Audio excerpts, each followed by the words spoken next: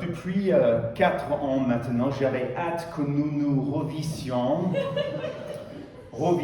et que nous continuions d'étudier la Bible ensemble.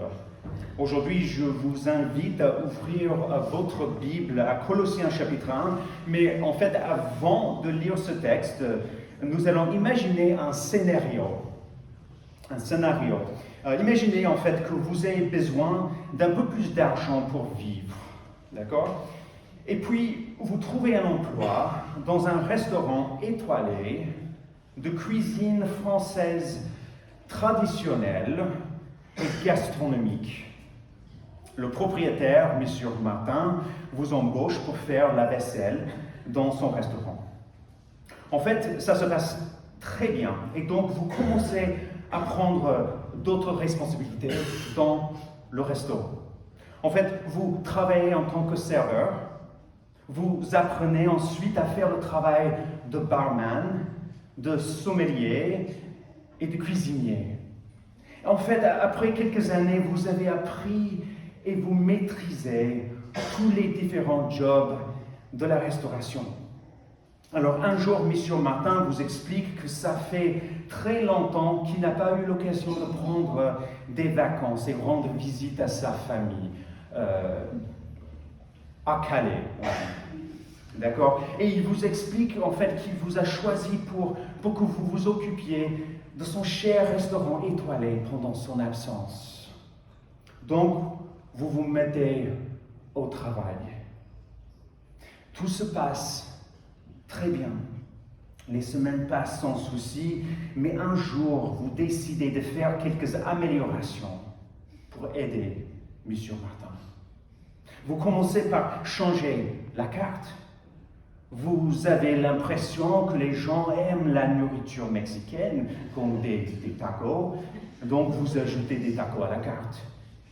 En fait, ça marche très bien, puis vous ajoutez des tamales, des quesadillas, des enchiladas et d'autres plats mexicains.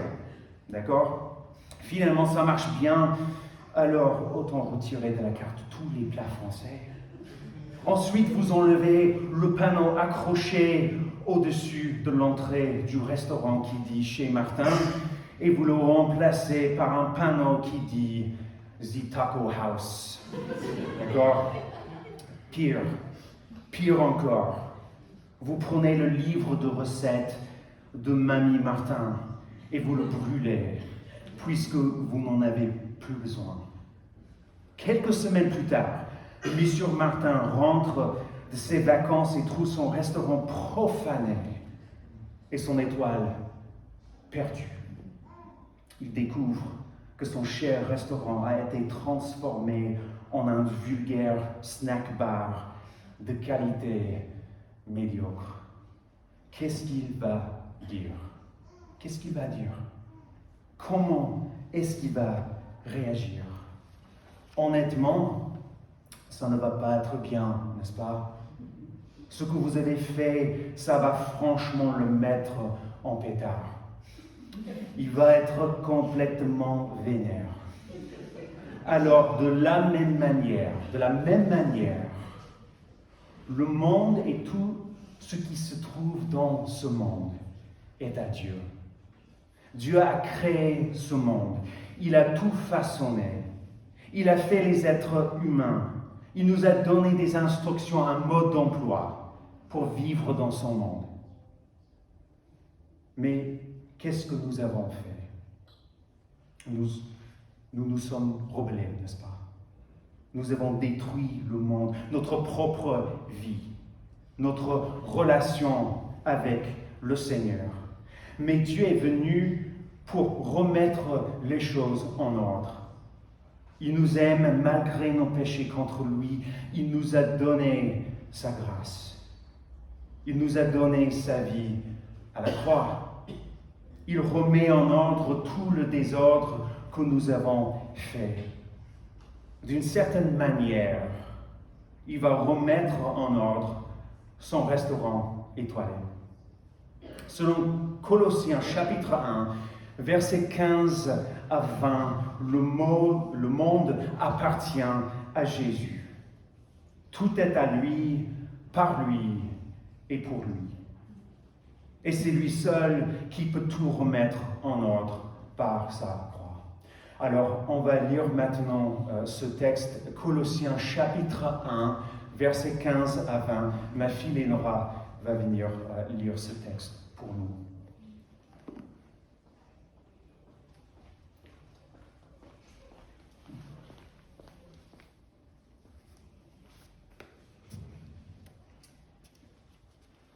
Colossiens 1, versets 15 à 20. Il est l'image du Dieu invisible, le premier-né de toute la création. Car en lui, tout a été créé dans les cieux et sur la terre, ce qui est visible et ce qui est invisible. Trône, souveraineté, principauté, pouvoir. Tout a été créé par lui et pour lui. Il est avant toute chose et tout subsiste en lui. Il est la tête du corps de l'Église. Il est le commencement, le premier-né d'entre les morts, afin d'être en tout le premier. Car il a plu à Dieu de faire habiter en lui toute plénitude, et de tout réconcilier par lui-même aussi bien ce qui est sur la terre que ce qui est dans les cieux, en faisant la paix par lui, par le sang de sa croix. Merci Lénora. Je vous invite à la prière. Seigneur, je suis très reconnaissant, très heureux d'être ici avec mes frères et mes sœurs. Je te remercie pour cette occasion de te louer par la lecture de la Bible et par la prédication. Et je prie, Seigneur, afin que tu illumines les yeux de notre cœur. Aide-nous, Seigneur, à comprendre le sens de ce texte. Seigneur, c'est pour ta gloire qu'on est là aujourd'hui. Merci, Seigneur. Amen. Alors, ce texte nous dit tout simplement que Jésus est maître. Jésus est grand. Jésus est fort. Il n'y a rien de plus glorieux que lui dans l'univers. Il est tellement merveilleux qu'on ne peut rien ajouter à ce qu'il est. Il nous a créés, il nous aime, il nous sauve, il est prééminent. Je crois qu'une des idées principales de ce texte est la suivante.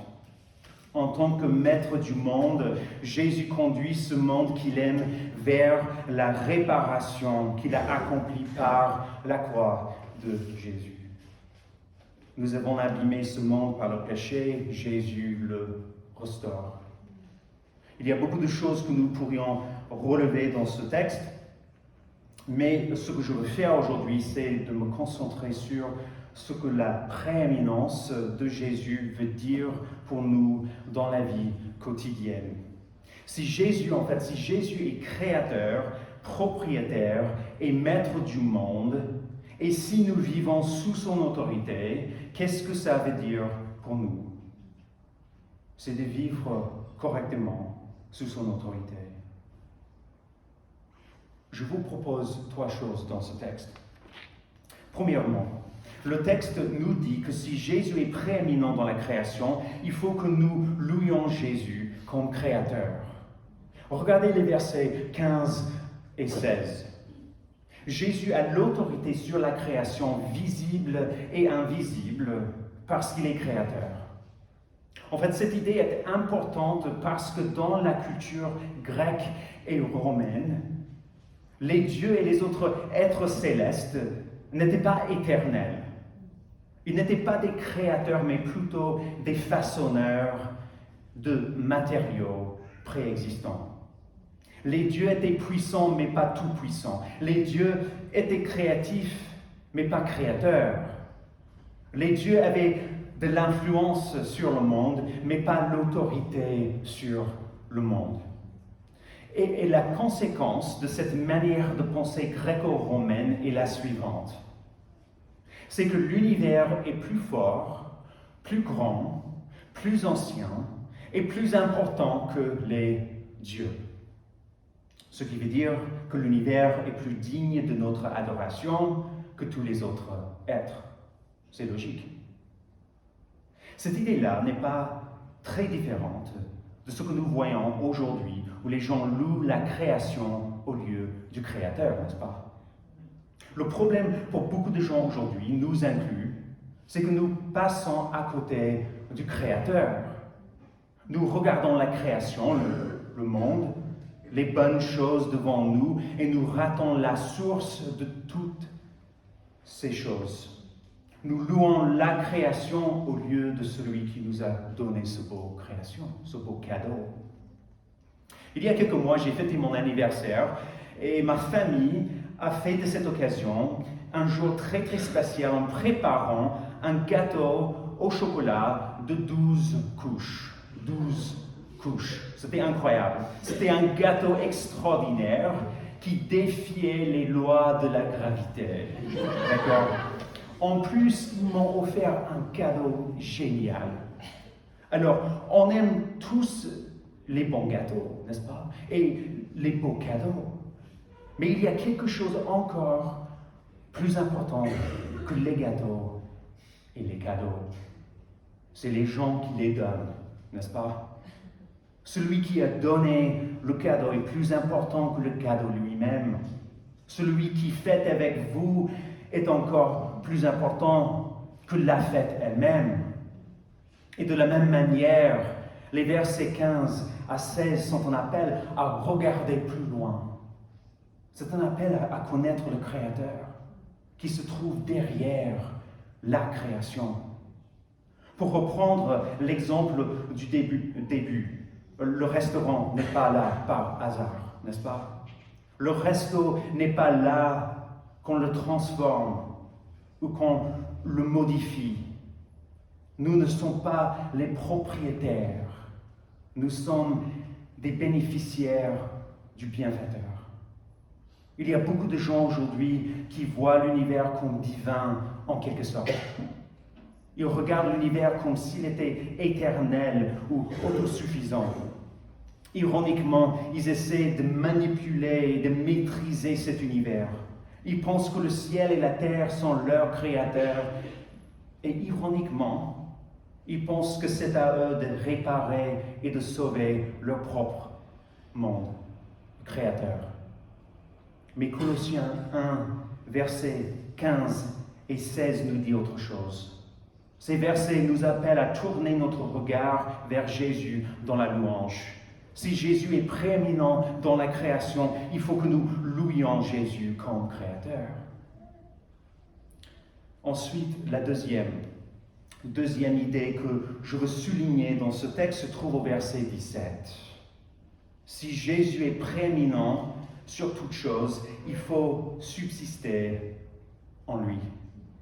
Autrement dit, Jésus détient et soutient le monde. Il détient l'Église. Il nous détient. Encore une fois, cette idée était importante dans le monde grec, comme aujourd'hui. Tout au long de l'histoire, il y a eu des cultures qui voyaient les dieux et les forces cosmiques comme étant distants ou désintéressés. Le logos, par exemple, pour les Grecs, était impersonnel. Les dieux étaient distraits et préoccupés par leurs propres affaires. Mais ici, l'apôtre Paul nous rappelle l'engagement continuel et persistant de Dieu dans le monde. Malgré notre impression parfois que Dieu n'est pas impliqué dans notre quotidien, en réalité, il est présent, il est actif. Tout subsiste en lui. En fait, le verset 17 nous rappelle que ce n'est pas la vertu qui détient le monde ou qui le soutient. Ce ne sont pas des notions philosophiques qui détiennent le monde. Ce ne sont pas des forces physiques, ni la gravité, ni des atomes qui détiennent le monde. Derrière tout ça se trouve une personne, et ça c'est Jésus-Christ, le Fils de Dieu qui détient le monde et qui le soutient. Jésus ramasse les morceaux cassés de notre vie et les recolle mieux qu'avant. Est-ce que vous connaissez l'art japonais du kintsugi? Je crois que je prononce ça correctement, je ne sais pas, je ne suis pas spécialiste en japonais. Mais Kintsugi, c'est fascinant en fait. L'artiste casse intentionnellement un pot ou une tasse en céramique et ensuite il utilise de l'or liquide fondu pour recoller, en fait, pour recoller les morceaux cassés. Et le produit à la fin est beaucoup plus beau, beaucoup plus cher qu'avant. De la même manière, Jésus soutient le monde. Il détient, il préserve son peuple. Il prend dans sa main ce qui est tombé, cassé, blessé, déchu. Il le refait mieux qu'avant. Et ça c'est la troisième chose qu'on voit dans ce texte. Si Jésus est prééminent dans l'Église, il faut vivre dans le monde en soumission à Jésus, qui réconcilie toutes choses. Et il faut que nous soyons à notre tour des agents de réconciliation.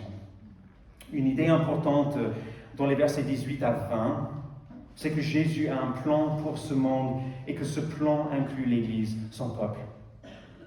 Dès le début de toutes choses, Dieu avait un plan de rédemption. En fait, Éphésiens chapitre 1 nous dit « Béni soit le Dieu et Père de notre Seigneur Jésus-Christ, qui nous a bénis de toute bénédiction spirituelle dans les lieux célestes en Christ. En lui, Dieu nous a élus avant la fondation du monde, pour que nous soyons saints et sans défaut devant lui. Dans son amour, il nous a prédestinés par Jésus-Christ à être adoptés selon le dessein bienveillant de sa volonté, pour célébrer la gloire de sa grâce qu'il nous a accordée en son bien-aimé. L'idée qui s'exprime dans tous ces versets, c'est de voir Jésus comme réconciliateur et de voir l'Église comme participante de cette réconciliation. Il faut que nous résistions à la tentation d'ignorer le monde perdu ou de laisser le monde à sa perdition, de laisser le monde à son autodestruction dans le péché. Jésus est venu pour rétablir la paix entre hommes et Dieu. Il nous appelle à faire partie de cette paix. Jésus réconcilie le monde et il nous appelle à être le moyen ordinaire de l'annonce de cette réconciliation au monde. Quand j'étais jeune, j'ai travaillé avec mes grands-parents dans leur ferme. J'ai fait manger des animaux, par exemple, j'ai aidé avec les récoltes, j'ai traité des vaches. Mais une des tâches, en fait, que je détestais faire, c'était le nettoyage. C'est-à-dire enlever le fumier de la grange. Avec mes amis fidèles, une brouette et une fourche, j'ai évacué de la grange beaucoup de caca de vache, beaucoup. Alors, imaginez que vous travaillez à la ferme avec moi.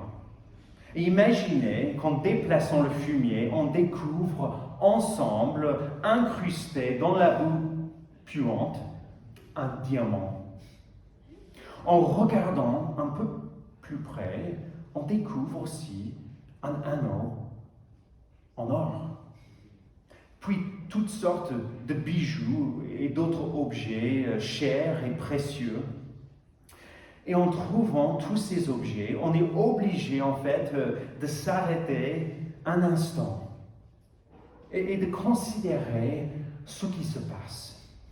On est obligé de changer notre méthode de nettoyage, n'est-ce pas?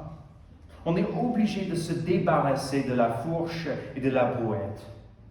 On est obligé de prendre à la place des brosses et des outils plus délicats, n'est-ce pas? On est obligé même de mettre les mains dans le fumier pour en sortir ces objets précieux. Au lieu d'un projet de nettoyage, ça devient un projet de sauvetage. un projet de récupération, vous voyez. Et de la même manière, Jésus n'est pas venu pour condamner le monde, ni pour brûler le monde, ni pour détruire le monde, ni pour oublier le monde. Il est venu pour sauver le monde. Il est venu pour remettre en ordre tout ce qui est incrusté dans la boue du péché et de la rébellion et de la ruine. Jésus n'a pas abandonné le monde ou renoncé aux gens qui peuplent ce monde. À la place, il réconcilie toutes choses par sa croix. C'est-à-dire que par sa croix, il sauve ses élus. Par sa croix, il juge le péché. Par sa croix, il administre la justice aux personnes qui le rejettent. Par sa croix, il initie son royaume. Par sa croix, il réalise son projet de restaurer le ciel et la terre. Et par sa croix, il nous invite à être participants de la réconciliation et d'être disciples du réconciliateur. Comme dans l'exemple au début de ma prédication, le restaurant, c'est pas à nous. L'univers, ce n'est pas à nous. Ce n'est pas à nous d'améliorer la création par nos propres systèmes, pour nos propres buts. C'est à nous de nous soumettre à celui qui est créateur, régisseur et sauveur du monde. Je vous invite à la prière. Encore une fois, Seigneur, je te loue ce matin. Je te remercie vraiment pour cette occasion d'être ici avec mes frères et sœurs. Et je te remercie pour ce texte qu'on a lu, Seigneur, qu'on a étudié. Je prie, Seigneur, que par cette prédication, par cette lecture de ta parole ce matin, que tu vas changer nos cœurs. Donne-nous aussi, Seigneur, le courage d'annoncer l'Évangile aux gens autour de nous, d'aimer les gens autour de nous. Je te remercie, Seigneur, pour tout ce que tu as fait pour nous à la croix. Je te remercie, Seigneur, pour Jésus-Christ, notre Seigneur, notre Sauveur. Au nom de Jésus. Amen.